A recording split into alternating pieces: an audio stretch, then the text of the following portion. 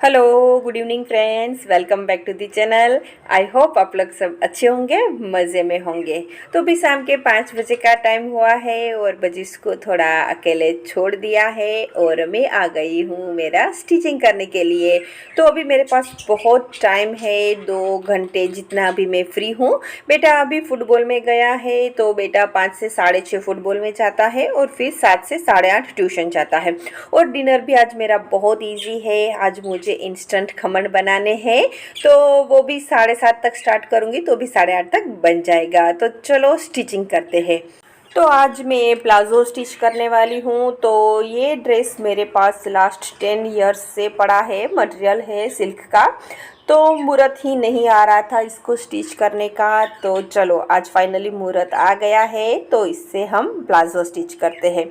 वैसे आजकल circular palazzo का बहुत ही ट्रेंड है, लेकिन कपड़ा बहुत कम है, सिर्फ 2 मीटर है। ये ऊपर का टॉप है, इसका कपड़ा ज़्यादा है और लेंथ भी अच्छी है, लेकिन जो नीचे का है वो सिर्फ 2 मीटर है।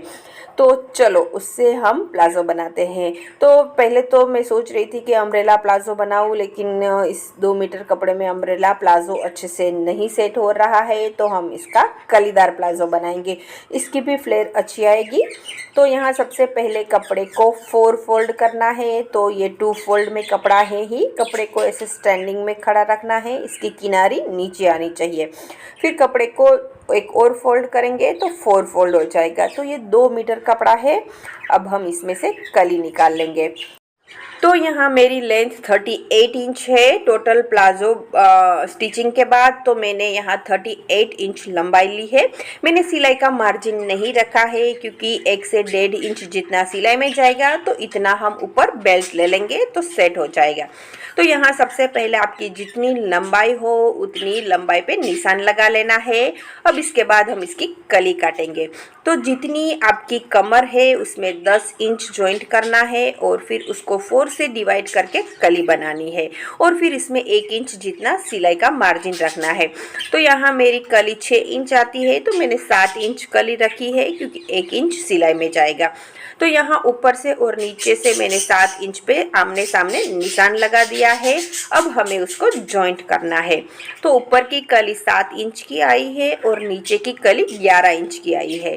तो हमें यहाँ 8 कली का प्लाजो बनेगा हमारा। तो नीचे का जो फ्लेयर होगा वो 88 इंच मीन्स के थोड़ा सिलाई में जाएगा, तो 84 इंच के अराउंड बनेगा, जो बहुत अच्छा रहेगा। तो यहाँ हमने कलियों का निशान कर लिया है। अब हम इसकी कटिंग करते हैं। कली वाले पेटीकोट की भी सेम कटिंग रहती है, बस कलियाँ ऐसे काट कर जॉइंट करनी है, ऊपर बेल्ट लगाना है और नीचे से फोल्ड कर देना है। तो अगर आपके पास कपड़ा कम है और आप घेरदार प्लाजो बनाना चाहते हो तो कली वाला प्लाजो बेस्ट है। तो यहाँ मुझे लूज प्लाजो पसंद है। अगर आपको ऊपर से प्लाजो की फिटिंग चाहिए तो जो हमने 1 इंच एक्स्ट्रा मार्जिन रखा है वो नहीं रखना है। वेस्ट प्लस 10 इंच डिवाइड 4 कर देना है। तो यहाँ टोटल 8 कली है और इसमें से काफ़ी कलियाँ जॉइंट है। तो जो क्रोच कटिंग करेंगे हम जिसकी, उसकी कली को हमें अलग करना है, बाकी कलियाँ जॉइंट रहेगी तो भी चलेगा।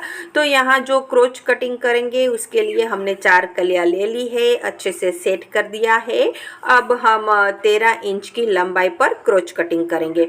अगर आपकी हाइट है और बॉडी है तो 13 इंच आपको चाहिए।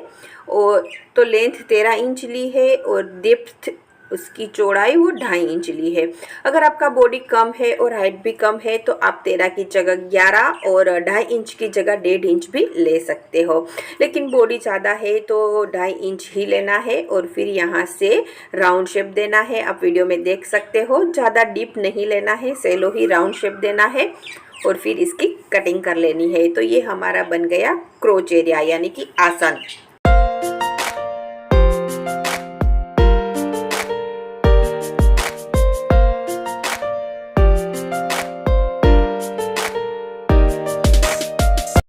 तो क्रोच कटिंग वाली जो कली है उसको हमें सिंगल ही रखना है। तो जो भी कली जॉइंट है उसको काट कर अलग कर देना है।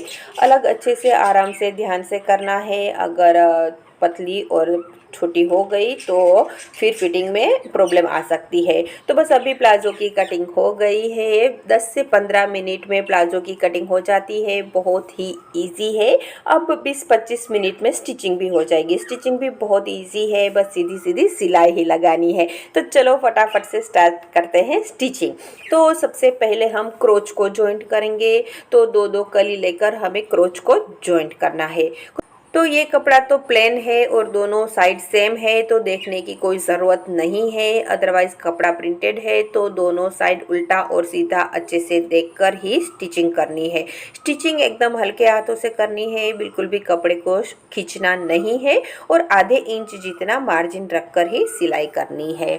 तो यहाँ हमारा क्रोच जॉइंट हो गया है। सेम ऐसे ही हम दूसरा क्रोच जॉइंट करेंगे और फिर इसके बाद हम कलियों को जॉइंट करेंगे। तो हमारा 50% काम रेडी हो जाएगा। फिर हमें सिर्फ ऊपर का बेल्ट और नीचे से फोल्ड करना ही रहेगा।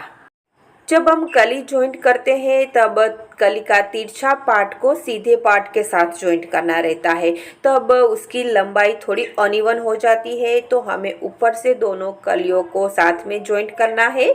नीचे जो भी अनइवन आएगा उसको हम काट देंगे। तो हमें ऐसे ही 8 कलियां जॉइंट कर ली है।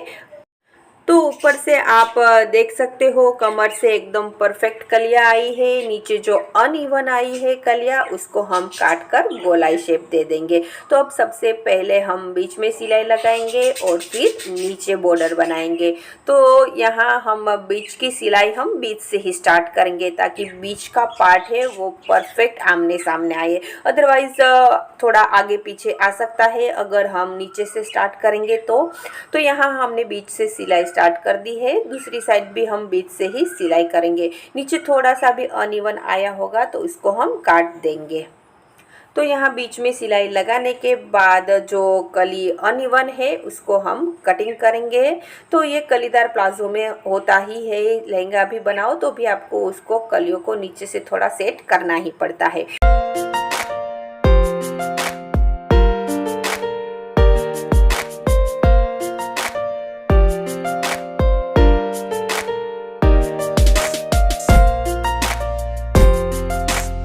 अब हम प्लाजो के नीचे के पार्ट की बॉर्डर सिलाई करेंगे। तो बॉर्डर की जो पट्टी है वो आप पतली मोटी आप अपने हिसाब से रख सकते हो और यहाँ लेस भी लगाना चाहते हो तो सिलाई करके लेस भी लगा सकते हो और अगर आप ओवरलॉक करना चाहते हो तो ओवरलॉक भी कर सकते हो।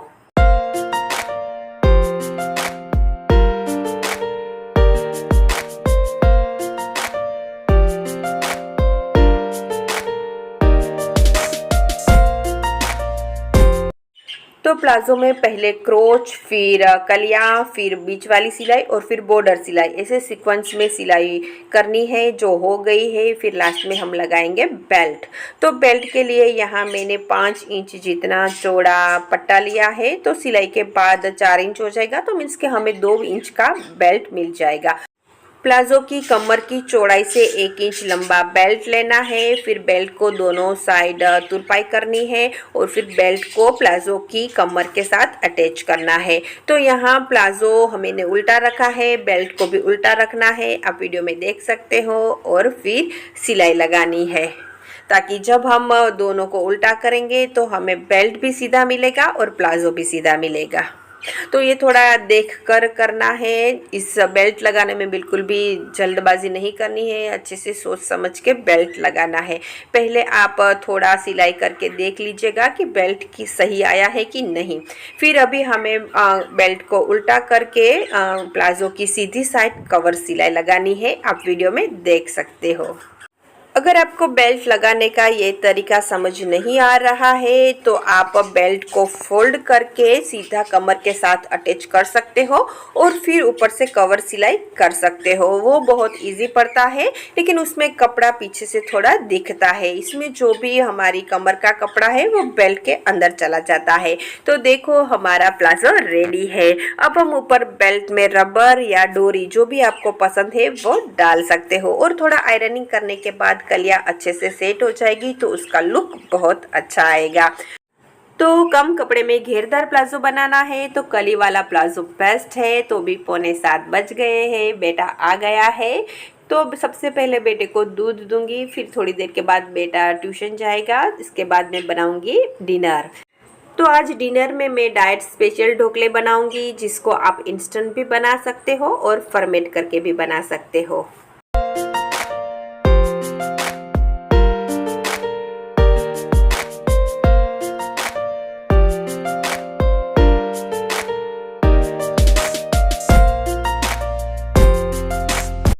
तो अभी बेटा ट्यूशन चला गया है, बजिस को अंदर ले लिया है। अब थोड़ी देर में बैठूंगी और बैठे बैठे लहसुन को पील ऑफ करूंगी। तो अभी बहुत गर्मियाँ थी तो लहसुन खाना बंद कर दिया था, लेकिन अभी बारिश का मौसम है और ढोकले के साथ लहसुन की चटनी बहुत अच्छी लगती है। और यहाँ हमारे ढोकले की दाल और चावल भी अच्छे से भीग चुके हैं। 4 से 5 घंटे पहले मैंने भिगाए थे। तो इसमें मैंने 1 कप चावल लिए हैं। चावल आप कोई भी ले सकते हो और कप की साइज़ भी आप कोई भी ले सकते हो। जितनी आपको क्वांटिटी चाहिए उसी हिसाब से आपको कप की साइज़ लेनी है। तो यहाँ 1 कप चावल लेंगे, 1 कप चने की दाल लेंगे, 1 कप उड़द की दाल लेंगे और 1 कप बिना छिलके वाली मूंग की दाल लेंगे। सबको अच्छे से मिक्स करेंगे और फिर इसमें 1 चम्मच हम मेथी दाना डालेंगे। फिर इसको अच्छे से वॉश करके 4 से 5 घंटे हमें भिगो देना है। तो ये डाइट स्पेशल खमन है और इसमें बहुत सारी मात्रा में प्रोटीन रहता है, क्योंकि बहुत सारी दालें हैं। तो 5 से 6 घंटे के बाद दाल अच्छे से भीग चुकी है। अब हम इसको पीसेंगे। तो यहाँ पूरा पानी मैंने निकाल दिया है। अब हम इसको मिक्सी जार में डालेंगे और इसमें हम डालेंगे दही या छाछ।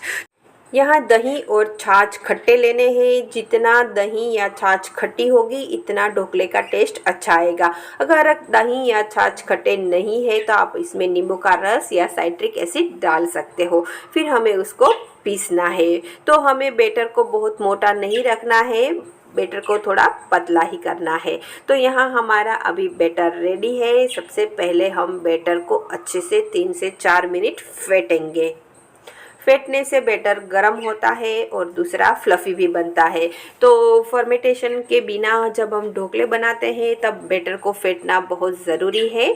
फिर इसमें हम स्वाद अनुसार नमक, हल्दी पाउडर, हींग और अदरक और हरी मिर्च की पेस्ट डालेंगे और 1 बड़ा चम्मच ऑयल डालेंगे। बैटर में ऑयल डालने से ढोकला खाने में रूखे रूखे नहीं लगते हैं। तो अभी हमारा बैटर रेडी है। अब हम ढोकले को स्टीम करने के लिए गर्म पानी रख देंगे। तो ढोकला एक Gujarati traditional easy and healthy recipe है। तो इसको आप लंच, ब्रेकफास्ट, डिनर कभी भी खा सकते हो। तो यहाँ हमने थाली को ग्रीस कर दिया है और बैटर की कंसिस्टेंसी आप देख सकते हो कैसी रखनी है। फिर हम थोड़ा बैटर निकाल लेंगे। जितना आपको ढोकले बनाने हैं उतने ही बैटर में आपको सोडा डालना है। फिर यहाँ बैटर में मैंने सोडा डाल दिया है। अच्छे से फेंटेंगे और फिर फटाफट से हम थाली में उसको स्प्रेड करेंगे और फिर स्टीम होने के लिए रख देंगे। तो ये बिना फर्मेंटेशन के ढोकला बन रहे हैं और आप इसको फर्मेंट करके भी ढोकला बना सकते हो। तो यहाँ जो बैटर मैंने साइड में रखा है उसको मैं बाहर ही रखूँगी, फ्रिज में नहीं रखूँगी, ताकि सुबह तक वो अच्छे से फर्मेंट हो जाए। फिर मैं उसको फर्मेंटेशन के साथ सुबह मॉर्निंग में ढोकले बनाऊँगी। तो जब तक ढोकले स्टीम हो रहे हैं तब तक हम लहसुन की चटनी बना लेते हैं। तो यहाँ लहसुन में जीरा और नमक डाला है और फिर इसको कूट लेंगे।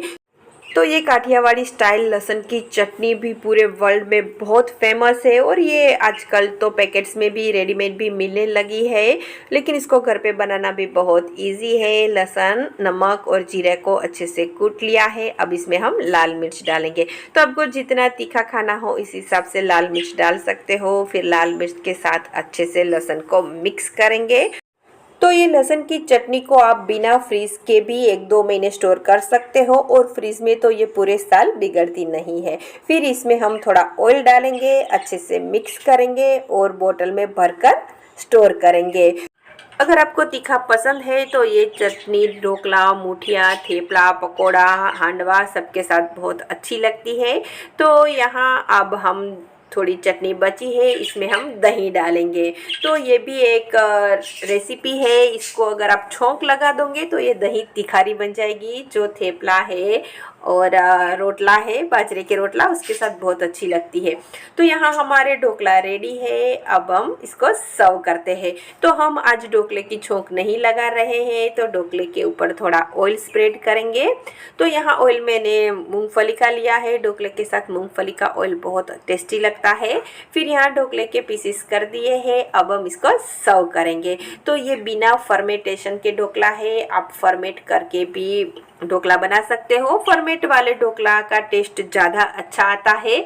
तो ये है हमारे डाइट वाले ढोकला, खट्टा ढोकला जिसको बोल सकते हो, क्योंकि इसका टेस्ट थोड़ा हमें खट्टा ही रखना है। और फिर इसको हम सर्व करेंगे लहसुन वाले दही के साथ। तो आई होप ये रेसिपी आपको पसंद आई होगी, आप ज़रूर ट्राई करना।